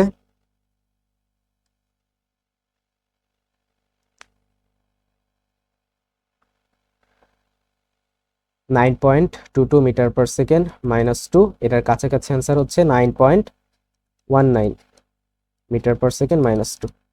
খুবই সিম্পল ম্যাথ। আমরা নেক্সট প্রবলেমে চলে যাই। নেক্সট প্রবলেম হচ্ছে পৃথিবীতে তোমার ওজন 50 কেজি ওয়েট, মঙ্গল গ্রহে তোমার ওজন কত। পৃথিবীতে তোমার ওজন যদি হয় 50 কেজি ওয়েট, তাহলে মঙ্গল গ্রহে কত। মঙ্গল গ্রহের ভর পৃথিবীর ভরের 1/10 ভাগ, মঙ্গল গ্রহের ব্যাস পৃথিবীর ব্যাসের অর্ধেক। আচ্ছা, আমরা আমাদের এখানে দুইটা ইয়েস, এটা একটা হচ্ছে মঙ্গল গ্রহ আর একটা হচ্ছে পৃথিবী, মঙ্গল আর পৃথিবী। তো আমরা এখানে লিখি মঙ্গল আর এখানে লিখি পৃথিবী। তো মঙ্গলের যে ব্যাসার্ধ সেটাকে ধরি আর এম, আর পৃথিবীর যে ব্যাসার্ধ সেটাকে ধরি আর ই। মঙ্গলের যে ভর সেটাকে ধরি এম এম, এবং পৃথিবীর যে ভর সেটাকে ধরি এম ই। তাহলে আমরা যে সম্পর্কটা পাবো এখান থেকে, বলা হয়েছে যে পৃথিবীর ভর মঙ্গলের ভর পৃথিবীর ভরের 1/10 মানে মঙ্গলের ভর পৃথিবীর ভরের কম। অর্থাৎ আমরা যদি এখানে M E divided by M M এর মান বের করতে চাই, তাহলে আমরা পাবো 1 ডিভাইডেড বাই, সরি, এটা পাবো 10। আমি উল্টা লিখে ফেলেছি।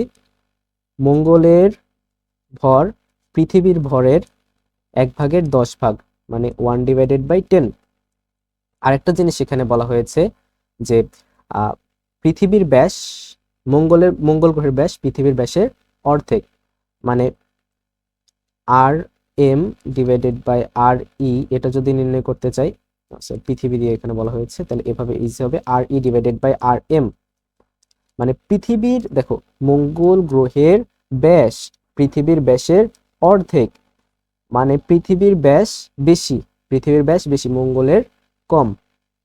অর্থাৎ এখানে 2 ডিভাইডেড বাই 1 অর্ধেক বলেছে। তাহলে এটা দেখো এদের অনুপাত কত হবে, পৃথিবীর বেশি মঙ্গলের কম, মঙ্গল গ্রহের ব্যাস পৃথিবীর ব্যাসের অর্ধেক। আবার মঙ্গল গ্রহের ভর পৃথিবীর ভরেরও কম, অর্থাৎ মঙ্গলের দেখো ভর 1, পৃথিবীর ভর 10, মানে অনুপাত 1:10। দেখো কোনটা কম সেটা দেখবা, কোনটা কম, মঙ্গল গ্রহের ভর পৃথিবীর ভর থেকে কম, তার মানে কমটা কমের জায়গায় অনুপাত এভাবে দেখবো, অনুপাতে ভুল হয়ে যায়, ঠিক আছে। তো এখানে আমাদের এই ইনফরমেশনটা ইম্পর্টেন্ট, এই ইনফরমেশন দিয়ে আমরা আসলে মঙ্গল গ্রহের অভিকর্ষ ত্বরণ নির্ণয় করতে পারবো। তো এখানে আমরা মঙ্গল গ্রহের অভিকর্ষ ত্বরণ যেটা, সেটা হচ্ছে বললাম জিএম, আর পৃথিবীর অভিকর্ষ ত্বরণ যেটা, সেটা হচ্ছে আমরা বলছি জিই। পৃথিবীর অভিকর্ষ ত্বরণ পৃষ্ঠে কত আমরা অলরেডি জানি, 9.8 মিটার পার সেকেন্ড -2। এখন জিএম এটা ইকুয়ালস টু কি, জিএম এটা equals to G M M divided by R M এর পুরো স্কয়ার, তাই কিনা। আর GE equals to G M E, মানে পৃথিবীর ভর ডিভাইডেড বাই পৃথিবীর ব্যাসার্ধের পুরো স্কয়ার। এখানে মঙ্গলের ভর মঙ্গলের ব্যাসার্ধ, এখানে পৃথিবীর ভর পৃথিবীর ব্যাসার্ধ। এখন জিএম ডিভাইডেড বাই জিই, এটা যদি করো, মানে এটাকে এটা দ্বারা যদি ভাগ করো, তাহলে কি আসে, এই এক্সপ্রেশনটা একটু মাথায় রাখবা, ঠিক আছে, সেই কারণে প্রথমে লিখে দিলাম। তাহলে R E divided by R M এরপর whole square into M M divided by M E. R E divided by R M এর ভ্যালু হচ্ছে 2 এর পুরো স্কয়ার গুণন M M divided by M E, এটা পেয়েছে 1 ডিভাইডেড বাই 10, তার মানে কত, 4 ডিভাইডেড বাই 10, 4 ডিভাইডেড বাই 10। তাহলে জিএম মঙ্গল গ্রহের পৃষ্ঠে অভিকর্ষ ত্বরণ equals to 4 divided by 10 into পৃথিবীর অভিকর্ষ ত্বরণ। তাইলে 4 ডিভাইডেড বাই 10 মানে 2 ডিভাইডেড বাই 5 ইন্টু 9.8। তাহলে এটা যদি ক্যালকুলেশন করো তাহলে কত পাবা,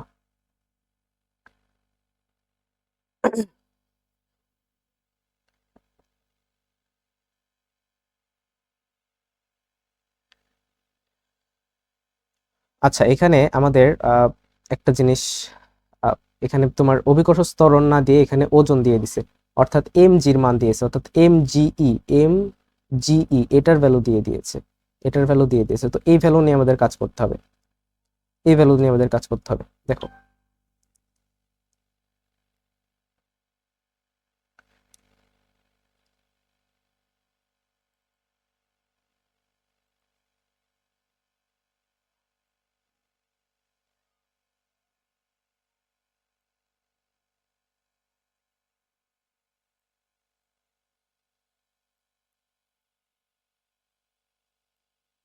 দেখো এম জিই মানে পৃথিবীতে মানে কত, ওজন কত সেটা দিয়ে দিয়েছে, সেটা হচ্ছে 50 কেজি ওয়েট, মানে কেজি ওয়েট। এখানে কিসের ভ্যালু দিছে, এখানে দিছে তোমার,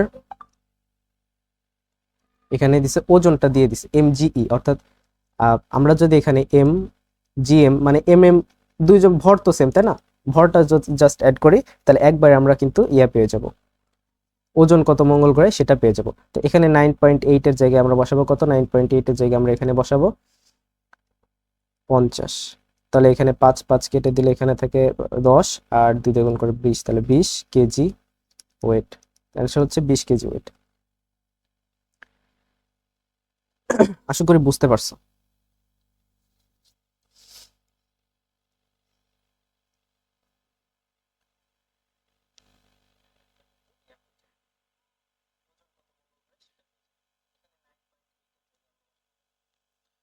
আচ্ছা, আমরা আমাদের নেক্সট টপিকে চলে যাই।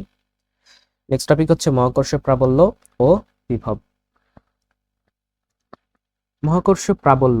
মহাকর্ষ প্রাবল্য কাকে বলে? কোনো বিন্দুতে স্থাপিত একক ভরের উপর মহাকর্ষ বল যে পরিমাণ ক্রিয়া করে তাকে ওই বিন্দুর মহাকর্ষ প্রাবল্য বলে। আচ্ছা, বিষয়টা বুঝিয়ে বলি। ধরো এখানে একটা বস্তু আছে, যে বস্তুটার ভর হচ্ছে ক্যাপিটাল এম। তাহলে এই বস্তুটা যত দূর পর্যন্ত তার মানে প্রভাবটা বজায় রাখতে পারবে, সেই ডিস্টেন্স জুড়ে যে একটা ক্ষেত্র গঠন হচ্ছে সেটাকে বলা হচ্ছে মহাকর্ষীয় ক্ষেত্র। এটা কি? এটা হচ্ছে মহাকর্ষীয় ক্ষেত্র। মহাকর্ষীয় ক্ষেত্র বলতে বোঝায়, দেখো তুমি বসে আছো, তোমার হাত যত দূর দিতে পারছো তত দূর পর্যন্ত তুমি জিনিসপত্র নিয়ে আসতে পারবা, তত দূর থেকে। তার মানে সেই ডিস্টেন্সটুকু পর্যন্ত তোমার কি আছে? তোমার ক্ষেত্র আছে। তুমি সেই ডিস্টেন্স থেকে কোনো জিনিস নিয়ে আসতে পারবা, কাউকে ঠেলতে পারবা, কাউকে নিয়ে আসতে পারবা সেখান থেকে, তাই না? এটা তুমি পারবা। তো মহাকর্ষ ক্ষেত্র বলতে বোঝাচ্ছে কোন একটা বস্তু এটা যত দূর পর্যন্ত অন্য একটা বস্তুকে আকর্ষণ করতে পারে সেটা হচ্ছে মহাকর্ষ ক্ষেত্র। তো এই বস্তুর মহাকর্ষ ক্ষেত্রে যদি একক ভরের কোন একটা বস্তুকে নিয়ে এসে রাখা হয়, অর্থাৎ 1 কেজি ভরের কোনো বস্তুকে রাখা হয়, এই বিন্দুতে রাখা হলো, তাহলে এই বিন্দুর মহাকর্ষ প্রাবল্য হচ্ছে এই ভরটা এই 1 কেজি ভরকে যে বল আকর্ষণ করছে সেটাই। তাহলে এই 1 কেজি ভরকে এই যে এম ভরটা যে কত বল আকর্ষণ করবে? খুবই easy, F equals to G M into কত কেজি? 1 কেজি ডিভাইডেড বাই এদের মধ্যবর্তী দূরত্ব হচ্ছে ধরো আর, তাহলে আর স্কোয়ার। তাহলে F equals to G M divided by R square. তো মহাকর্ষ প্রাবল্য এটাকে প্রকাশ করা হয় ই দ্বারা, ইজি মানে গ্র্যাভিটেশনাল। আরেকটা আছে তোমার কি? তড়িৎ প্রাবল্য। সেই কারণে এটাকে মহাকর্ষ প্রাবল্যর কারণে গ্র্যাভিটেশন জি দ্বারা প্রকাশ করা হয়। তো একক ভরের জন্য যে বলটা, সেটাই হচ্ছে কি? মহাকর্ষ প্রাবল্য। তো এখানে এফ না লিখে কি লেখা হয়? এখানে এফ না লিখে লেখা হয়, এফ এর বদল লেখা হয় E equals to G M divided by R square. তাহলে আমরা আসলে যেটা পেলাম সেটা হচ্ছে এই মহাকর্ষ ক্ষেত্রের এই বিন্দুতে মহাকর্ষীয় প্রাবল্য, অর্থাৎ আর দূরত্বে মহাকর্ষীয় প্রাবল্য। এম ভরের বস্তু থেকে আর দূরত্বে মহাকর্ষীয় প্রাবল্যের সূত্র হচ্ছে এটা। এটা কি? এটা হচ্ছে এম ভরের বস্তু থেকে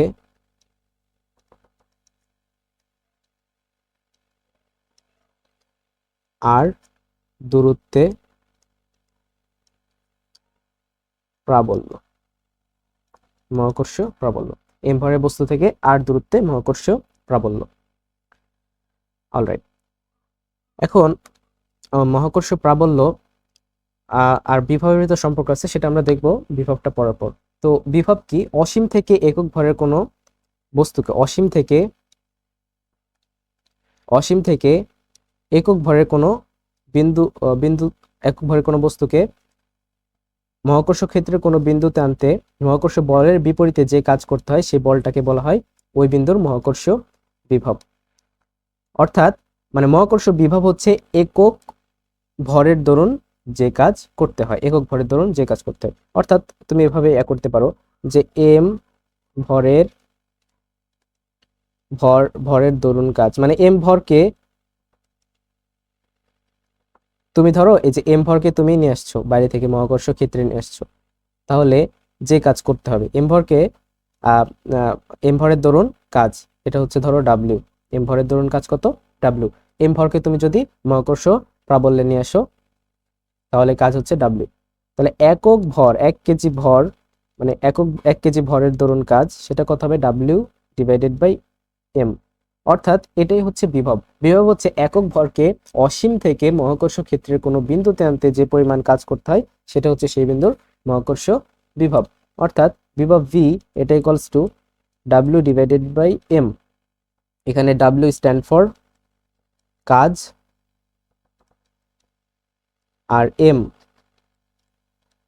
হচ্ছে ভর, যে বস্তুর ভর, মানে যে বস্তুটাকে আনা হচ্ছে সে বস্তুর ভর। তো এটা হচ্ছে মহাকর্ষ বিভব এর একটা রাশিমালা। মহাকর্ষ বিভবের আরেকটা রাশিমালা আছে, সেটা হচ্ছে V equals to minus GM divided by R. এগুলো আমি এখন প্রতিপাদন করছি না, জাস্ট লিখে দিচ্ছি। এটা একটু মাথায় রাখো, আমরা মানে প্রতিপাদনে অত বেশি সময় দিব না। তাহলে V equals to minus GM divided by R, আর একটা হচ্ছে V equals to W divided by M. Alright, মহাকর্ষ বিভব এবং প্রাবল্যের ভিতরে একটা সম্পর্ক আছে, সেটা হচ্ছে ই, এটা equals to integration of integration of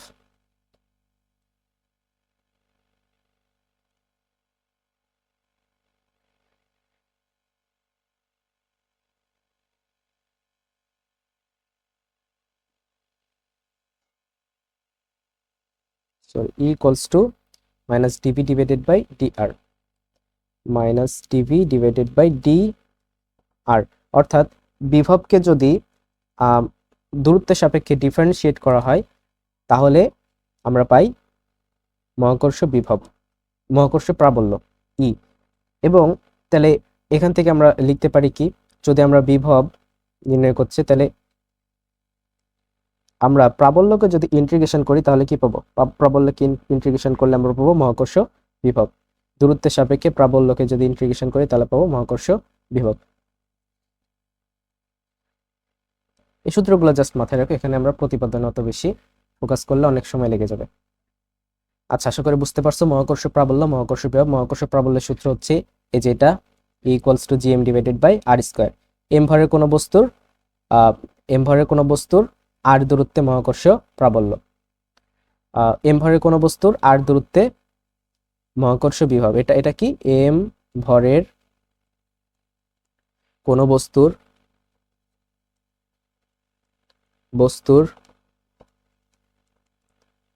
আর দূরত্বে মহাকর্ষ বিভব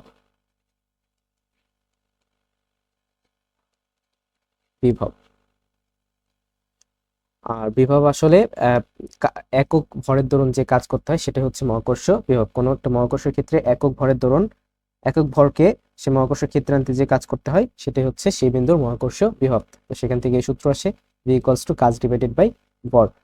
আর এই যে আর দুইটা সূত্র আমি বললাম যে বিভবকে যদি তুমি ডিফারেন্সিয়েট করো দূরত্বের সাপেক্ষে তাহলে কি পাবে, প্রাবল্য। এবং প্রাবল্যকে যদি ইন্টিগ্রেট করো দূরত্বের সাপেক্ষে তাহলে কি পাবে, বিভব। এই সূত্রগুলো একটু মাথায় রাখতে হবে। আরো কিছু সূত্র মাথায় রাখতে হবে এখানে, সেটা হচ্ছে ধরো কোন একটা গোলক আঁকাই। এটা হচ্ছে ধরো একটা গোলক,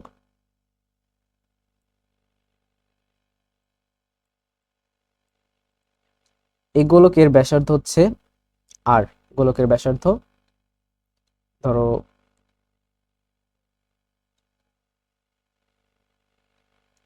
গোলকের ব্যাসার্ধ এ, গোলকের ব্যাসার্ধ ধরো এ। এখন গোলকের কেন্দ্র থেকে একটা দূরত্ব আমরা নিলাম, এই দূরত্বটা গোলকের কেন্দ্র থেকে একটা দূরত্ব নিলাম, এই দূরত্বটা হচ্ছে স্মল আর। তাহলে এই যে এই পয়েন্টটা কি বলতো, গোলকের বাইরের বিন্দু না, এটা হচ্ছে গোলকের বাইরের বিন্দু। অর্থাৎ এখানে আমরা তিনটা বিন্দু পাচ্ছি, একটা হচ্ছে কি, এটা হচ্ছে কি বাইরের বিন্দু, এই বিন্দুটা হচ্ছে কি বাইরের বিন্দু। এই যে এখানে এটা হচ্ছে কি গোলকের পৃষ্ঠের বিন্দু, গোলকের পৃষ্ঠের বিন্দু, পৃষ্ঠের বিন্দু। আর এই যে ভেতরে যে কোনো যদি তুমি বিন্দু নাও, ভেতরে যদি যে কোনো বিন্দু নাও, সেটা হচ্ছে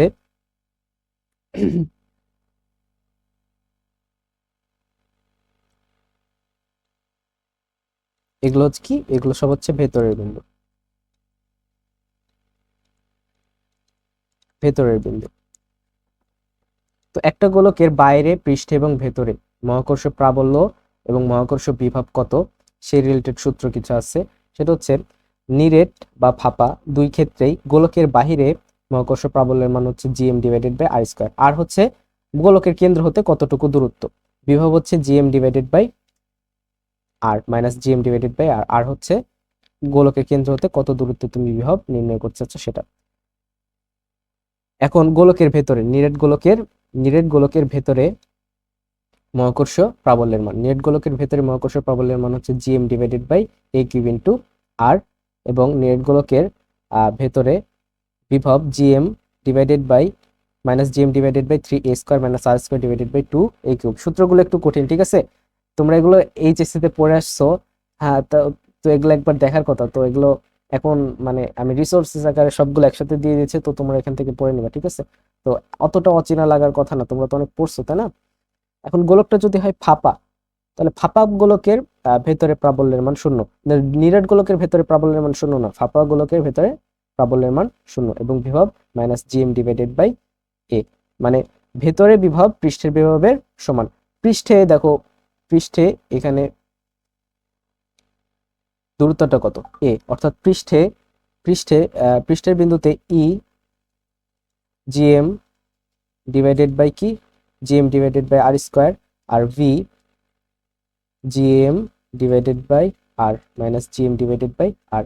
বাইরের বিন্দুতে, বাইরের বিন্দুতে যে বাইরের বিন্দুতে তোমার, আচ্ছা এখানে এ দূরত্বটা এ, বাইরের বিন্দুতে দূরত্বটা কত, ফুল দূরত্বটা আর, তো এখানে এর জায়গায় শুধুমাত্র বসবে কি আর। আর ভেতরের বিন্দুতে একটু চেঞ্জ হবে, ফাঁপা গোলকের ক্ষেত্রে ভেতরের বিন্দুতে 0 এবং বিভব মাইনাস জিএম ডিভাইডেড বাই আর ভেতরে।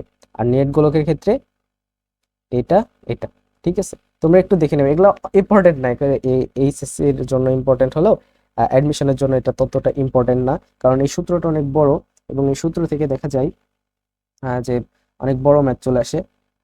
তো এই বড় ম্যাথ তো তোমার ক্যালকুলেশন করে অ্যাডমিশন টেস্ট এমসিকিউ এর ক্ষেত্রে উত্তর দেওয়া কঠিন, তাই এখান থেকে তেমন প্রশ্ন আসে না।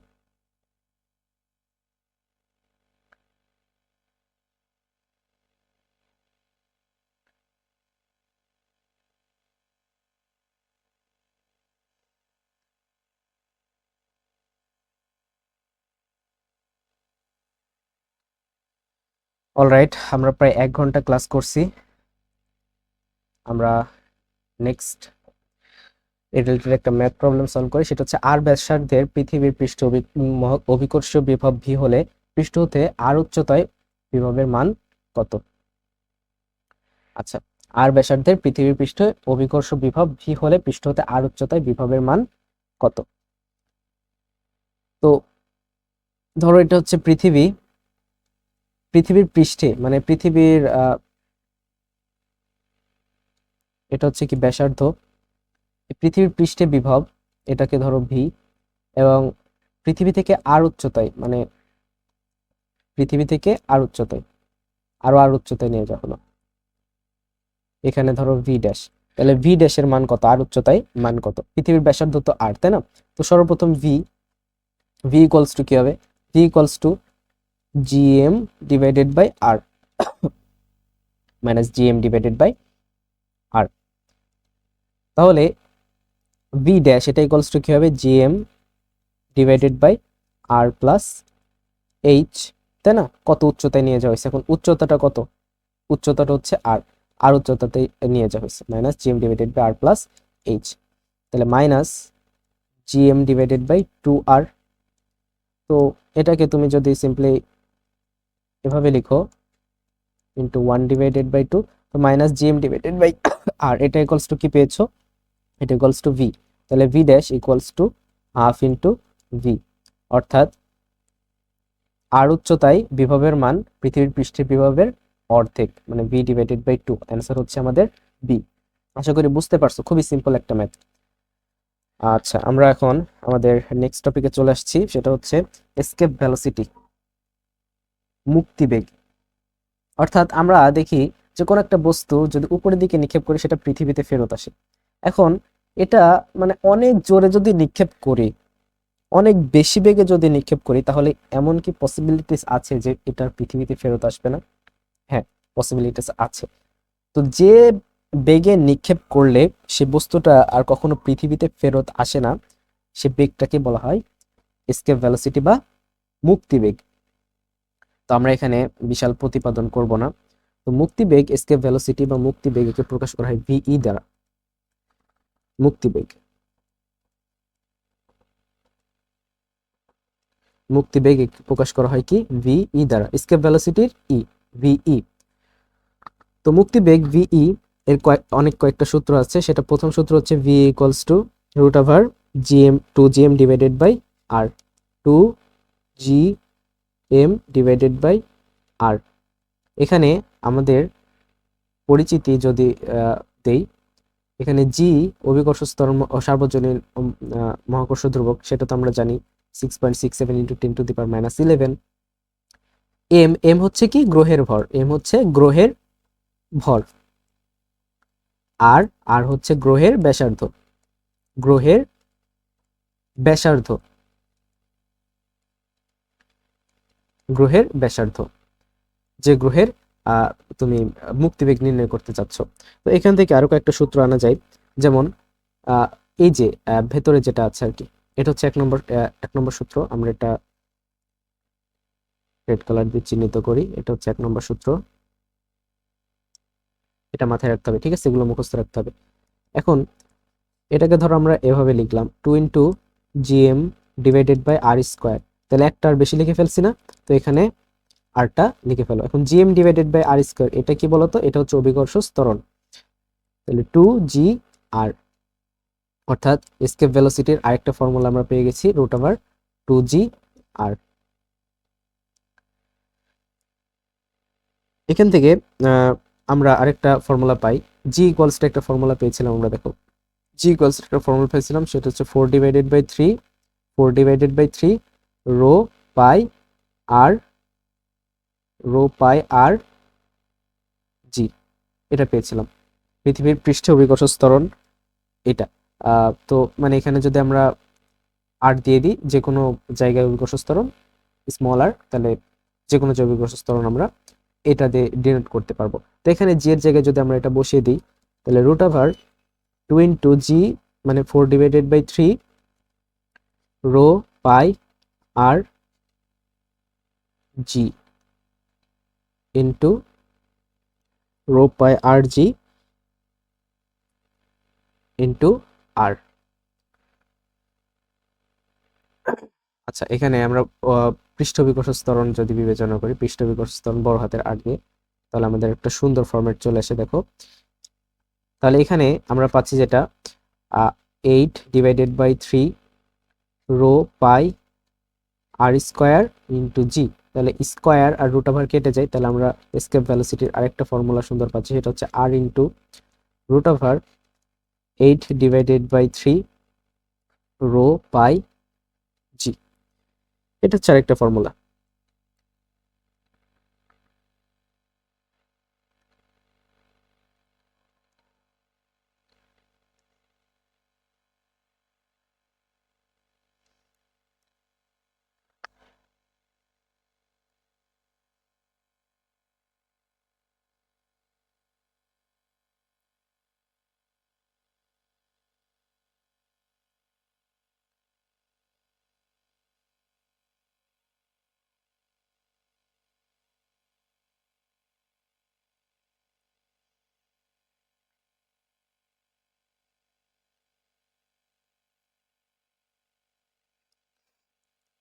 অলরাইট, আমরা আরো কয়েকটা সূত্র আছে এসকেপ ভেলোসিটির, সেগুলো একটু দেখি।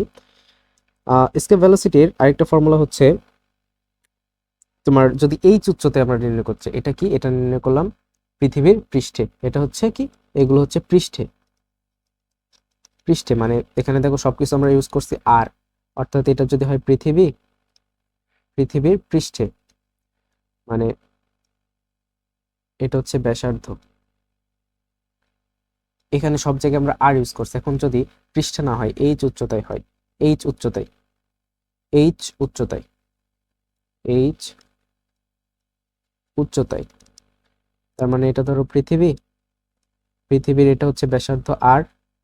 এখন আমরা এইচ উচ্চতায় নির্ণয় করতে চাই এসকেপ ভেলোসিটি, মানে এখান থেকে তুমি যদি ছুড়ো তাহলে কত বেগে ছুটতে হবে, এইচ উচ্চতা থেকে যদি ছুড়ো তাহলে কত বেগে ছুটতে হবে।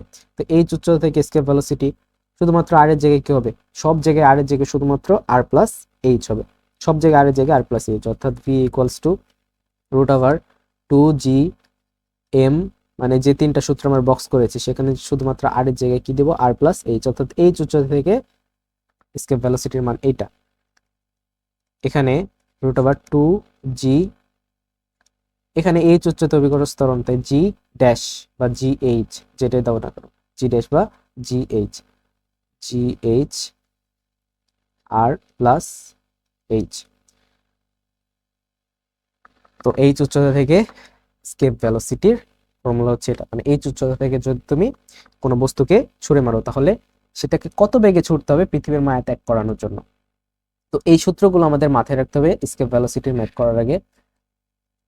এটা হচ্ছে প্রথম সূত্র, এটা দ্বিতীয় সূত্র, এটা 3 নাম্বার, এটা হচ্ছে 4, আর এই দুইটা একটু মানে দেখো আর কি, ওগুলো ওগুলো মাথায় থাকলে এগুলো অবশ্যই মাথায় থাকবে, তাই না? এগুলো শুধুমাত্র আর এর জায়গায় আর প্লাস এইচ, এইচ উচ্চতা থেকে, তো এইগুলো জাস্ট দেখবা, বাট এই তিনটা সূত্র অবশ্যই মাথায় রাখতে হবে। এখন আমরা এই রিলেটেড একটা ম্যাথ দেখি যেটা পপুলার আর কি আসে সব জায়গায়।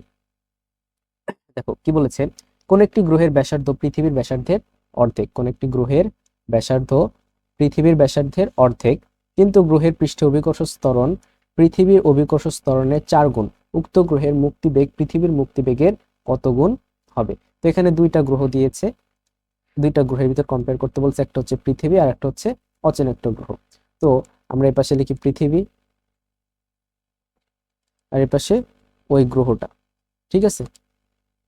তো এখানে পৃথিবীর ব্যাসার্ধ সেটাকে ধরো আর ই, ওই গ্রহের ব্যাসার্ধ দেখো এটা হচ্ছে আননোন, তো আর ইউ ধরো আননোন, এর অভিকর্ষ ত্বরণকে ধরো জিই, এর অভিকর্ষ ত্বরণকে ধরো জি ইউ,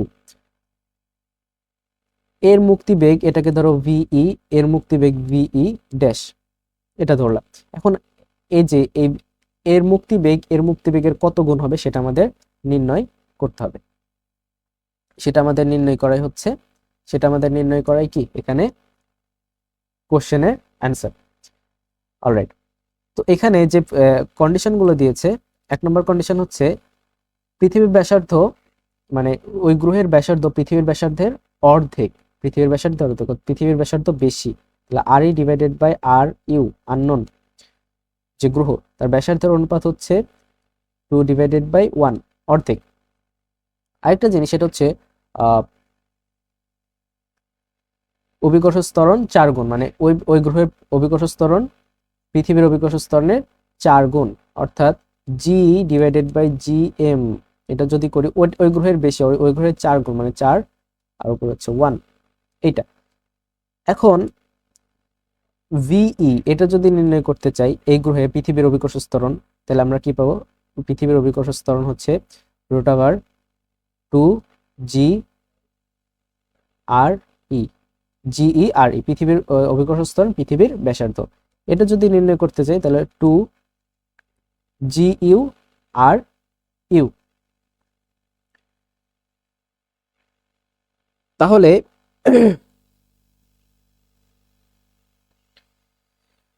তাহলে এখানে দেখো আমাদের VE dash divided by VE, এটা যদি আমরা করি তাহলে এখানে root over 2g U R U divided by root over 2gm GE R E, GE R E, তাহলে রুট ওভার টু কেটে গেল, তাহলে VE dash divided by VE এটা থাকলো তোমার root over GU divided by GE into root over R U divided by R E. তো GU divided by GE, এখানে M কেন দিছি, এখানে হবে ইউ আননোন, তাহলে এটা হচ্ছে 4, এর ভ্যালু কত 4, তাহলে এখানে আমরা দেবো √4, √4। আর এখানে এখানে হচ্ছে 1/2, তাহলে এখানে পাচ্ছি আমরা 2, আর এখানে পাচ্ছি 1/2। তাহলে 2 আর 2 কেটে গেলে থাকে কত 1, অর্থাৎ VE dash divided by VE, এটা পাচ্ছি কত 1, তাহলে ভিই ড্যাশ এটা ইকুয়ালস টু ভিই। তার মানে আমরা যেটা পেলাম, মানে সেই গ্রহের মুক্তিবেগ আর পৃথিবীর মুক্তিবেগ সেম, অর্থাৎ ওই গ্রহের মুক্তিবেগ পৃথিবীর মুক্তিবেগের কত গুণ হবে, দ্বিগুণ না 4 গুণ না 8 গুণ না সেম হবে, অর্থাৎ কোনোটি নয়। অ্যান্সার হচ্ছে ডি। বুঝতে পেরেছো?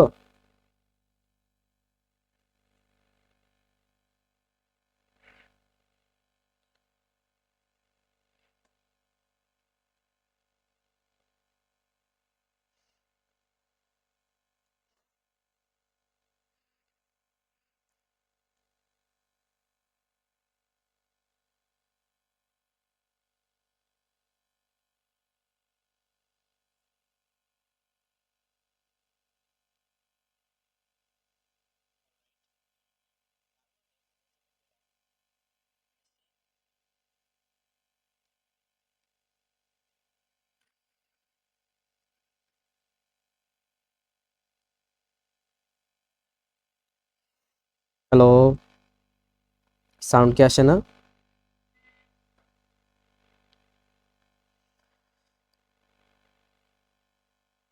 ক্লাস কি চলছে?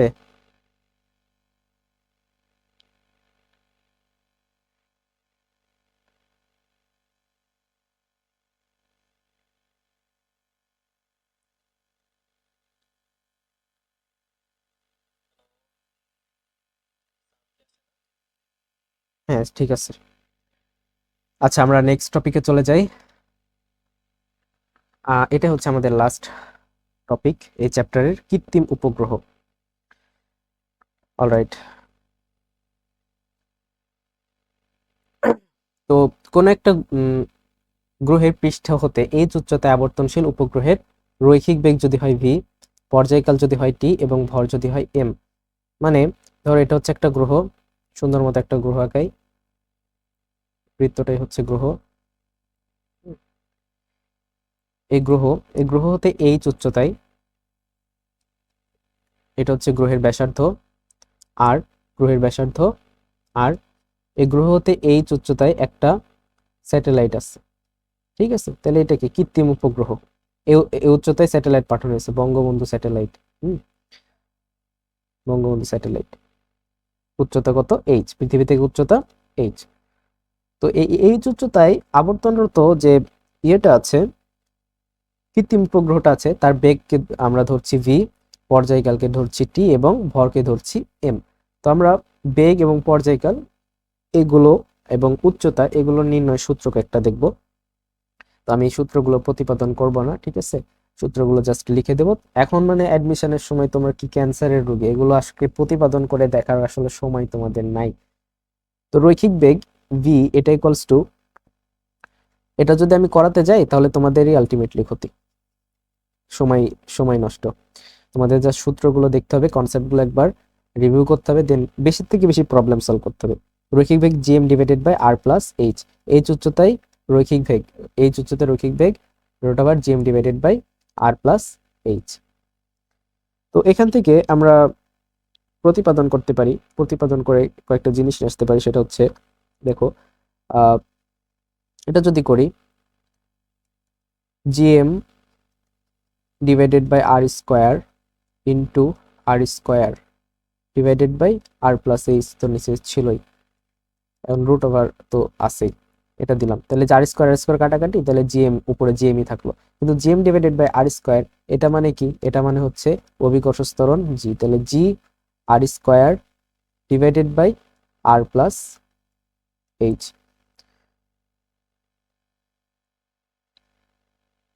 তো এখানে আর স্কোয়ার এটা কি রুট ওভার থেকে বের হয়ে আসবে, তো ভি এটা ইকুয়ালস টু আমরা পাই G divided by R plus H, G divided by R plus H এরপর রুট ওভার ইন্টু আর। তাহলে এটা হচ্ছে এইচ উচ্চতায় যে কৃত্রিম উপগ্রহ আছে তার রৈখিক বেগের একটা ফর্মুলা। এটা একটা, এটা একটা। অলরাইট, এখন আমরা একটা সূত্র জানি, সেটা হচ্ছে কি, আমরা সূত্র জানি V equals to omega R, তাই না? ভি ইকুয়ালস টু ওমেগা আর।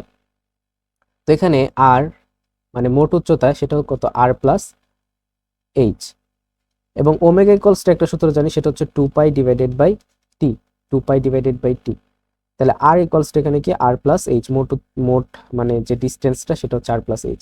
তাহলে ভি, আর ভি এর আরেকটা সূত্র হচ্ছে মানে রৈখিক বেগ, এর আরেকটা সূত্র হচ্ছে 2 pi divided by T into R plus H. এখানে টি কি, টি হচ্ছে পর্যায়কাল। তো পর্যায়কাল ইকুয়ালস টু আমরা এখানে আরেকটা সূত্র পাই, T equals to 2 pi divided by V into R plus H. এটা পর্যায়কাল ইকুয়ালস টু একটা এখানে সূত্র পাই আমরা, একই আর কি। তো এখানে ভি এর যে সূত্রটা পেলাম, এখানে ভি এর মানটা যদি, ভি এর যে প্রথমে সূত্রটা পেয়েছিলাম root over GM divided by R plus H, এখান থেকে আসে আর কি, root over GM divided by R plus H, V equals to এটা যে প্রথমে যেটা পেয়েছি, এটা এটা equals to 2 pi divided by T into R plus H. আমরা বের করতে চাই টি এর মানটা, ঠিক আছে, টি এর মানটা কত সেটা নির্ণয় করছে। তো এখানে তুমি এপার ওপার পার করে, তোল পার করে আর কি টি এর একটা ইকুয়েশন পাবা, টি ইকুয়ালস টু পাবা, T equals to 2 pi root over GM divided 2 pi root over R plus H এরপর whole square divided by GM. এটা হচ্ছে এইচ উচ্চতায় আবর্তনরত কোন একটা কৃত্রিম উপগ্রহের পর্যায়কালের সূত্র, এইচ উচ্চতায় আবর্তনরত কোন একটা কৃত্রিম উপগ্রহের পর্যায়কাল। এবং এখান থেকে তুমি যদি এইচটাকে বের করে নেসো, ঠিক আছে, এপার ওপার পার করে তোল পার করে তুমি যদি কোনোভাবে এইচটাকে বের করে নেসো, তাহলে এইচ এর যে ফর্মুলাটা পাবা সেখান থেকে এইচ ইকুয়ালস টু পাবা, মানে উচ্চতাটা, এটা পাবা GMT square, GMT square divided by 4 pi square, GMT square divided by 4 pi square to the power 1 divided by 3 minus R. এটা হচ্ছে উচ্চতা, মানে কত উচ্চতায় আছে টি, টি পর্যায়কাল বিশিষ্ট কোন একটা, টি পর্যায়কাল বিশিষ্ট কোন একটা কৃত্রিম উপগ্রহ এম ভর বিশিষ্ট কোন একটা গ্রহের কত উচ্চতায় আছে সেটা নির্ণয় করার সূত্র হচ্ছে এটা। তো এখানে তোমার পর্যায়কালটা দেওয়া থাকতে হবে, যে কৃত্রিম উপগ্রহের উচ্চতাটা নির্ণয় করছে সেটা পর্যায়কাল দেওয়া থাকতে হবে, যে গ্রহের উপরে আবর্তনরত তার ভর দেওয়া থাকতে হবে, এবং এখানে সেই গ্রহের ব্যাসার্ধ দেওয়া থাকতে হবে। তো এগুলো হচ্ছে কৃত্রিম উপগ্রহ সংক্রান্ত যে সূত্রগুলো আছে সেগুলো আমি যে বক্স আকারে লিখে দিয়েছি সূত্রগুলো, এগুলো একটু মাথায় রাখতে হবে, ঠিক আছে। আর আমি যেভাবে প্রতিপাদন করে দিলাম একটা থেকে আরেকটা, এভাবে যদি একবার প্র্যাকটিস করো তাহলে মাথায় রাখাটা একটু ইয়ে হয়ে যায়, খুব সুবিধা হয়ে যায়। অলরাইট, আচ্ছা আমরা এই রিলেটেড একটা প্রবলেম সলভ করি। সেটা হচ্ছে পৃথিবী পৃষ্ঠ হতে 700 কিলোমিটার ঊর্ধ্বে, পৃথিবী পৃষ্ঠ হতে 700 কিলোমিটার ঊর্ধ্বে একটি কৃত্রিম উপগ্রহ পৃথিবীকে প্রদক্ষিণ করছে, একটি কৃত্রিম উপগ্রহ পৃথিবীকে প্রদক্ষিণ করছে। উপগ্রহটির আনুভূমিক বেগ কত, উপগ্রহটির আনুভূমিক বেগ কত মিটার পার সেকেন্ড। তাহলে এই যে এখানে দেখো কি কি দিয়েছে ইনফরমেশন, কি কি দিয়েছে একটু দেখো। ইনফরমেশন দিয়েছে পৃথিবী পৃষ্ঠ থেকে কত উচ্চতায়, উচ্চতাটা দিয়েছে H equals to 7000 kilometre, 7000 kilometre. উপগ্রহটির আনুভূমিক বেগ কত, ভি ইকুয়ালস টু হোয়াট, এখানে জি এর মান দিয়েছে, জি এর মান কত 9.8 মিটার পার সেকেন্ড মাইনাস 2। পৃথিবীর ব্যাসার্ধ আর এর মান দিচ্ছে 6400 কিলোমিটার। তাহলে আমরা এইমাত্র ওই পাশ থেকে একটা সূত্র পড়ে আসলাম, সরি, রৈখিক বেগ, উপগ্রহের রৈখিক বেগ। দেখো এই যে এই সূত্রটা কাজে লাগবে আমাদের, G divided by R plus H into R, 2 number যে সূত্রটা সেটা কাজে লাগবে, root over G divided by R plus H into R. এখানে জি এর মান কত 9.8, আর এর মান কত, আর এর মান হচ্ছে 6400, এইচ এর মান হচ্ছে 7000, এরপর কি রুট ওভার ইন্টু আর এর মান হচ্ছে 6400। তাহলে এটা যদি ক্যালকুলেশন করো তাহলে যেটা আসে অ্যান্সার সেটাই, ঠিক আছে? একটু ক্যালকুলেশন করে দেখবা কি অ্যান্সার আসে। জাস্ট ক্যালকুলেটরে বসে দিলে তো হয়ে যাচ্ছে, এখানে কোনো ক্যালকুলেটর ট্রিক্সও শেখানোর কিছু নাই, যেটা আসবে সেটা এখানে অ্যান্সার, ঠিক আছে? এটা দেখবা, এটা হোমওয়ার্ক। তো এই হচ্ছে মহাকর্ষ বিকর্ষ রিলেটেড যা ছিল। তো এখন তোমাদের ক্লাসটা সুন্দর মতো করতে হবে। যা যা করিয়েছি সেটা মানে আম, তোমার যে সূত্রগুলো অন্তত যেগুলো করেছি সেগুলো পড়ার সময় একটু নোট ডাউন করলে, করার পর যে প্রবলেমগুলো সলভ করেছি সেই প্রবলেমগুলো একটু আহ, মনোযোগ সহকারে সলভটা দেখে নিজে নিজে সলভ করলে, এরপর কোশ্চেন ব্যাংকটা একবার নিজে নিজে সলভ করে ফেললে, তাহলে দেখা যাচ্ছে চ্যাপ্টারটা খুব সুন্দর মতো কমপ্লিট হবে, ঠিক আছে? তো এটাই হচ্ছে অ্যাডমিশনের প্রিপারেশনের প্রসেস আর কি। প্রথমে কনসেপ্টটা বুঝতে হবে, কনসেপ্টের জন্য ক্লাস করতে পারো। কনসেপ্টের জন্য ক্লাস করলে কনসেপ্টটা বুঝলে, তারপর কয়েকটা ম্যাথ ভাইয়ের সাথে সলভ করলে, তারপর নিজে নিজে কোশ্চেন ব্যাংকটা সলভ করলে,